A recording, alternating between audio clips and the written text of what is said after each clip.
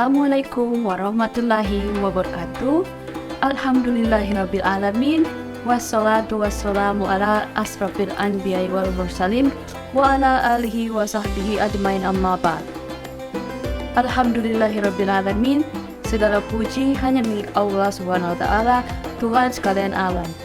Dia yang telah menganugerahkan banyak sekali kenikmatan luar biasa kepada kita, sehingga pada kesempatan yang berbahagia ini kita dapat dipertemukan dalam sebuah majelis ilmu yang insya Allah diberkati. Salawat dan salam kepada baginda Muhammad SAW, sang suri tauladan yang namanya telah diabadikan sebagai orang yang berpengaruh di dunia, seseorang yang diutus oleh Allah Subhanahu wa taala untuk menyempurnakan akhlak manusia. Dalam kesempatan kali ini saya akan menyampaikan kultum tentang sholat berjamaah. Sholat merupakan ibadah yang sangat baik di sisi Allah Subhanahu wa taala. Bahkan, ia termasuk ibadah yang nantinya akan dipertanyakan pertama kali oleh Allah Subhanahu wa taala. Sehingga amat sangat bagus jika kita terus meningkatkan kualitas sholat kita. Misalnya, dengan melaksanakan sholat secara berjamaah. Karena dengan melaksanakan sholat secara berjamaah, kita akan memperoleh pahala yang jauh lebih besar dibandingkan dengan sholat sendirian. Hal ini sebagaimana yang terdapat dalam sebuah hadis, Salatil jama'ati afdalu minas sholatil fazza sabihin wa ishrina dorajatun, yang artinya sholat berjamaah itu lebih utama daripada sholat sendirian dengan 27 derajat. Hadis riwayat Muslim. Hadis tersebut menunjukkan bahwasanya ketika kita melaksanakan sholat secara berjamaah, maka tingkatannya akan sangat berbeda jauh dengan ketika kita sholat sendirian. Adapun perintah untuk melaksanakan sholat disampaikan oleh Allah Subhanahu wa taala kepada Rasulullah Shallallahu alaihi wasallam sebagaimana yang terdapat di dalam Quran surah An-Nisa ayat 103. Inna sholata kanat 'alal mu'minina kitaban mawqutan, yang artinya, maka dirikanlah sholat.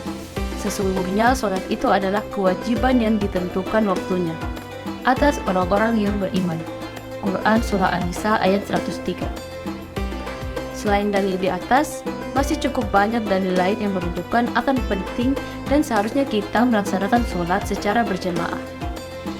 Karena di dalam sebuah dalil juga disebutkan bahwa Rasulullah SAW sempat pernah akan membakar rumah orang muslim yang tidak sholat berjamaah di masjid. Dan jika kita amati lebih jauh, hukum sholat berjamaah bahkan nyaris wajib. Karena dalam hadis Rasulullah SAW menerangkan bahwa hanya ada 3 kondisi di mana seorang muslim diperbolehkan tidak sholat berjamaah, yakni ketika sedang ada hujan deras, ketika ketiduran, dan ketika sakit. Tentu, kerasnya Rasulullah SAW akan pelaksanaan sholat berjamaah ini dikarenakan banyaknya hikmah sholat berjamaah yang akan didapatkan setiap orang, baik itu untuk urusan agama, akhirat, dan dunia seseorang. Berikut ini adalah sebagian kecil hikmah dari pelaksanaan sholat berjamaah. Yang pertama, mempererat hubungan sesama muslim, di mana kita ketahui dalam sehari ada 5 sholat yang harus ditunaikan. Kemudian ada juga sholat Id yang akan mengumpulkan semua muslim, ditambah lagi dengan sholat Jumat. Di waktu-waktu tersebut banyak umat muslim akan berkumpul, dan itu adalah saat yang sangat baik untuk menjalin dan mempererat hubungan sesama muslim. Bisa juga dijadikan sebagai ajang dakwah.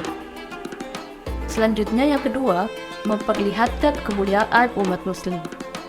Dengan melaksanakan sholat berjamaah di masjid, kita akan keluar dan masuk masjid secara beramai-ramai. Dan ini akan memperlihatkan kemuliaan umat Islam dan akan membuat para musuh takut. Dan yang terakhir, pahala akan dilipat gandakan oleh Allah Subhanahu wa taala. Dan masih banyak lagi yang lain. Semoga kita menjadi salah satu orang yang istiqomah menjalankan sholat berjamaah. Mungkin itu saja yang dapat saya sampaikan. Yang baik datangnya dari Allah dan yang buruk datangnya dari diri saya sendiri. Saya, Andi Aziza, selaku Ketua DMP periode 2022-2023, mengucapkan selamat menantikan waktu berbuka puasa. Wassalamualaikum warahmatullahi wabarakatuh.